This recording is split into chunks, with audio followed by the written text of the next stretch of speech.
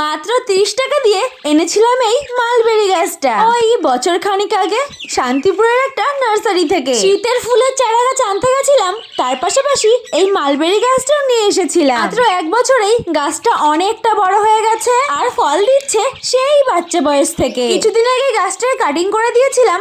জানো তো এই গাছগুলো না বড্ড তাড়াতাড়ি বড় হয়ে যায়। কিছু ফল বড় হয়ে পেকে গেছে আর কিছু ফল ছোট এখনো কাঁচা রয়ে গেছে। একটা দুটো করে প্রায় খাওয়া হয়ে যাচ্ছিল মালবেরি গুলো, তাই ভাবলাম আজ তোমাদের সাথে শেয়ার করে দিই। ফলটা যে খুব টেস্টি তা কিন্তু আমি বলবো না, আবার যে খুব বাজে তাও কিন্তু নয়। ওই টক মিষ্টির মিশ্রণে রয়েছে। যাই হোক মোটামুটি ভালোই। দু একটা ফল পেকে কালো হয়ে যাচ্ছিল, তাই আজ সব ফলগুলো পেরে নিলাম। জানো এখনো মনে পড়ে ছোটবেলায় স্কুল থেকে বাড়ি ফেরার সময় রাস্তার পাশে এই ফলের একটা গাছ ছিল। ছুটি হওয়ার সাথে সাথেই সবাই মিলে দৌড়ে আসতাম কে ওই গাছটার কাছে আগে পৌঁছতে পারি আর বেশি ফল খেতে পারি।